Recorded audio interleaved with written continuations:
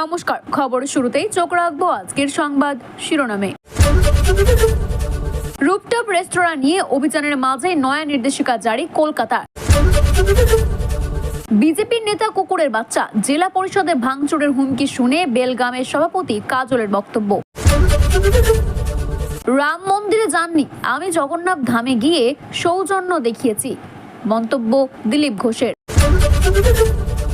মোদির বাসভবনের ওমর, পহেলগাঁওয়ে জঙ্গি হামলার পরে প্রথম বৈঠক মুখ্যমন্ত্রী এবং প্রধানমন্ত্রীর।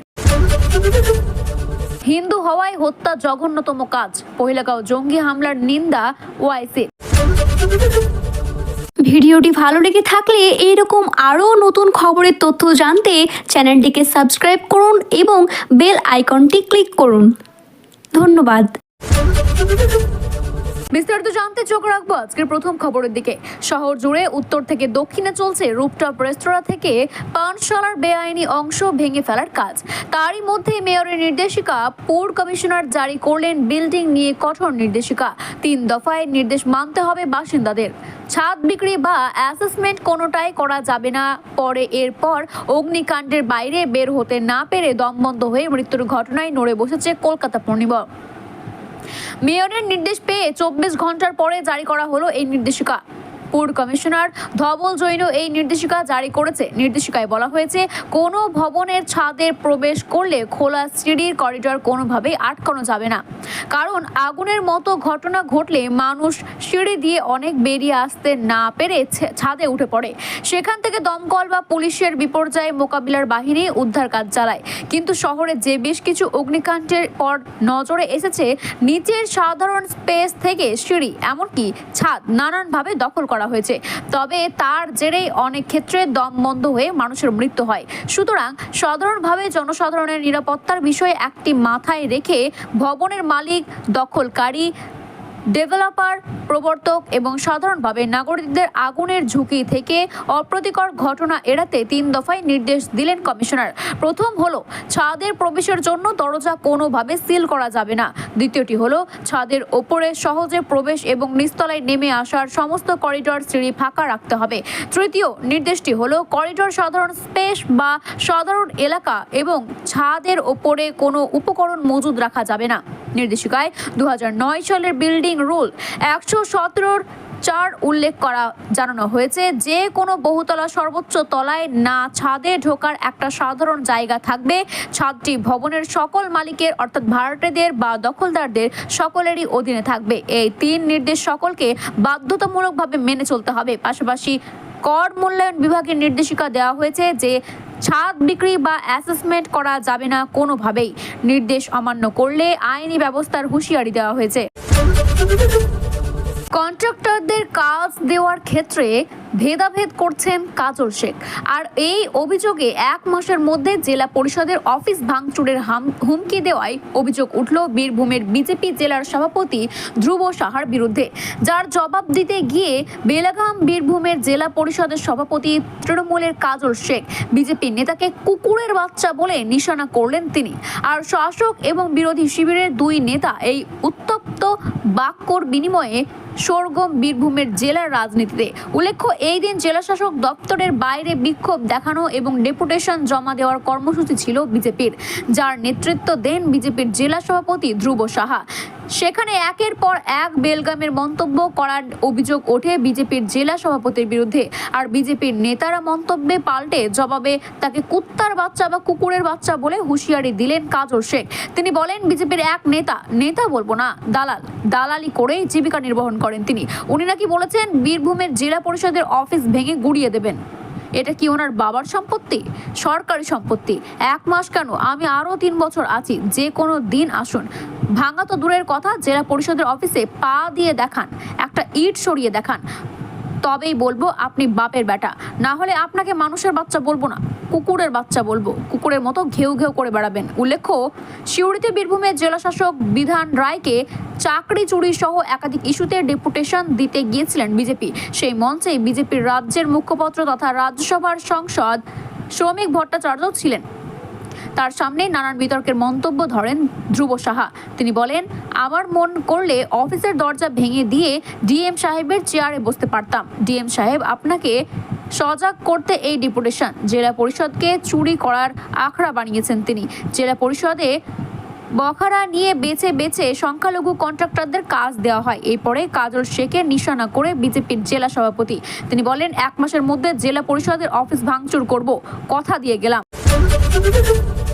তার সস্ত্রীক দীঘা জগন্নাথ মন্দিরে যাওয়া নিয়ে বিজেপির অন্দরে নানান সমালোচনা হয়েছে। তবে দিলীপ ঘোষ মনে করেন তিনি যা করেছেন তা ঠিক করেছেন, বরং মমতা বন্দ্যোপাধ্যায়ের আমন্ত্রণে তার দীঘার জগন্নাথ মন্দিরে যাওয়ার সৌজন্যের খাতিরে।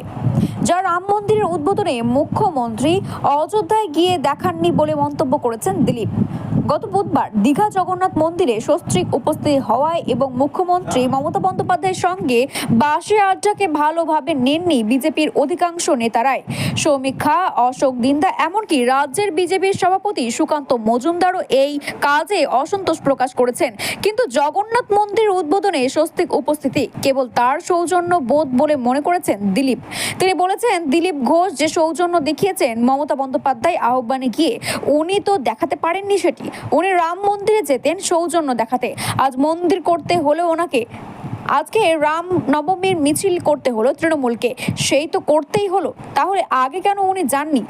উনি সৌজন্য দেখাননি, দিলীপ ঘোষ সৌজন্য দেখিয়েছেন। আর বিজেপির ভিতরে তার সমালোচনা যারা করেছে তাদের উদ্দেশ্যে দিলীপ ঘোষ বার্তা, সবার বলার অধিকার আছে, আমি কারোর সমর্থন চাই না, আমি নিজের নীতি মেনে কাজ করি।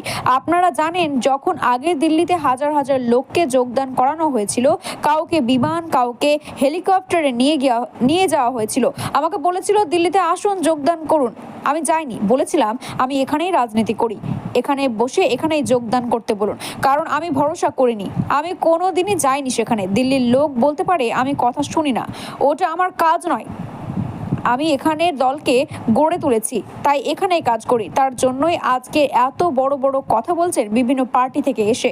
এই ইস্যুতে দিলীপের পাশে দাঁড়িয়েছেন বর্ধমান দুর্গাপুরের তৃণমূলের সাংসদ কার্তিক আজাদ। তিনি এই দিন বলেন, আমি সোমনাথ মন্দিরে গিয়েছিলাম, আমি বিদ্রনাথে গিয়েছিলাম, কেদারনাথেও যেতে পারি, তবে যেতে পারা হয়নি সেই কেদারনাথে। আমি কামাখ্যা মন্দিরে গিয়েছি, ত্রিপুরার সুন্দরী মন্দিরে গিয়েছি, সব জায়গায় গিয়েছি। সেখানে সবার সব জায়গায় যাওয়ার অধিকার রয়েছে। দিলীপ ঘোষও ওখানে গিয়েছে। এত সুন্দর মন্দির তৈরি হয়েছে পশ্চিমবঙ্গের, এত সুন্দর জগন্নাথ দেবের ধাম তৈরি হয়েছে, সেখানে তো সবাই যেতেই পারেন। এখানে সমস্যার কি আছে? ওই দিন দিলীপ ঘোষ যেখানে গিয়েছিলেন খুবই ভালো লেগেছে, উনি সেখানে গিয়েছিলেন, এখানে সমালোচনার কোনো ব্যাপার। পহেলগাঁও জঙ্গি হামলার পরে উপত্যকার নিরাপত্তা নিয়ে একাধিক উচ্চস্তরীয় বৈঠক করেছেন প্রধানমন্ত্রী নরেন্দ্র মোদী। তাতে হাজির ছিলেন না জম্মু কাশ্মীরের মুখ্যমন্ত্রী ওমর আবদুল্লাহ। ঘটনা 12 দিন পরে শনিবার প্রথম মুখোমুখি হলেন মুখ্যমন্ত্রী ও প্রধানমন্ত্রী। এই দিনে একই বৈঠকে ছবি এক্স হ্যান্ডেলে পোস্ট করে ওমরের দল জম্মু কাশ্মীরের ন্যাশনাল কনফারেন্স JKNC দলের তরফে জানানো হয়েছে, জম্মু কাশ্মীরের মুখ্যমন্ত্রী ওমর আবদুল্লাহ সম্মানীয় প্রধানমন্ত্রী নরেন্দ্র মোদীর সঙ্গে দেখা করেন। নয়াদিল্লিতে এই বৈঠকে গত সপ্তাহে পহেলগাঁওয়ের জঙ্গি হামলা সহ একাধিক বিষয়ে আলোচনা করা হয়। প্রধানমন্ত্রী কার্যালয়ের তরফে ওই বৈঠকের ছবি পোস্ট করা হয়েছে। গত 28শে এপ্রিল পহেলগাঁওয়ের জঙ্গি হামলায় 6 দিন পরে জম্মু কাশ্মীরের বিধানসভায় বিশেষ অধিবেশনের ডাক দেওয়া হয়। সেখানে পহেলগাঁওয়ের জঙ্গি হামলায় ঘটনাটি নিন্দা প্রস্তাবনীয় গৃহীত করা হয়। বিধানসভায় মুখ্যমন্ত্রী বলেন, এই মুহূর্তে কাজে লাগিয়ে আমি রাজ্যের দাবি তুলব না, তবে পহেলগাঁওয়ের ঘটনার পর কোন মুখে জম্মু কাশ্মীরকে রাজ্যের মর্যাদা দিতে বলবো? এত সস্তা রাজনীতি করব? 26 জন পর্যটকের মৃত্যুর মূল্যায়ন এত কম? অতীতে আমরা রাজ্যের মর্যাদার দাবি তুলেছি, আগামী দিনেও করব, কিন্তু এই পরিস্থিতিতে কোনো রাজনৈতিক অথবা ব্যবসায়ীকে দাবি তুলব না, কারণ তারা রাজ্যের দাবিও। একটা বিষয় চাই, এই ঘটনা করার নিন্দনীয় হোক। নিহত 26 জনের পরিবারের প্রতি গভীর সমবেদনা রইল আমার। একই দিনে বৈশরণের এই হামলাকে কেন্দ্র করে দুই দেশের কূটনৈতিক সম্পর্কের টানাপোড়েন চলছে। পাকিস্তানের যুদ্ধবিরত লগ্ন করে টানা কয়েকদিন ধরে নিয়ন্ত্রণে রাখার গুলি চালিয়ে যাচ্ছেন তারা। জবাব দিয়েছে ভারতও। এই দিন আবারও পাকিস্তান থেকে সব রকমের আমদানি বন্ধ করে দিয়েছে কেন্দ্রের বিজেপি সরকার। পাশাপাশি পাকিস্তান থেকে ডাক মারফত কোনো চিঠি, পার্সেল, বিমানে বা স্থলপথে কোনোভাবে ভারতে ঢুকবে না বলেও ঘোষণা করে দিয়েছে যোগাযোগ মন্ত্রক। ভারতের কোনো বন্দরে পাকিস্তানের কোনো জাহাজকে নোঙর করতে দেওয়া হবে না বলে নির্দেশ দিয়েছে জাহাজ মন্ত্রক। এমনকি ভারতের কোনো জাহাজে পাকিস্তানের বন্দর ভিড়বে না বলে জানানো হয়েছে।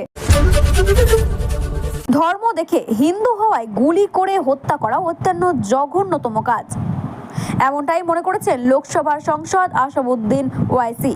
তাই অল ইন্ডিয়া মজলিস ইত্তেহাদুল মুসলিমিনের সভাপতি জম্মু কাশ্মীরের পহেলগাঁওতে পর্যটকদের ওপরে জঙ্গি হানার ঘটনা সমালোচনা করেছেন।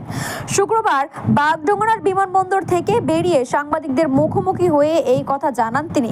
একই সঙ্গে তিনি জানিয়েছেন, পহেলগাঁও এর হামলার পাল্টা হিসেবে পাকিস্তান এবং জঙ্গিদের বিরুদ্ধে প্রধানমন্ত্রী নরেন্দ্র মোদী সরকার যে পদক্ষেপই করুক না কেন, দেশের বিরোধী রাজনৈতিক দলগুলি সব সময় পাশে থাকবেন।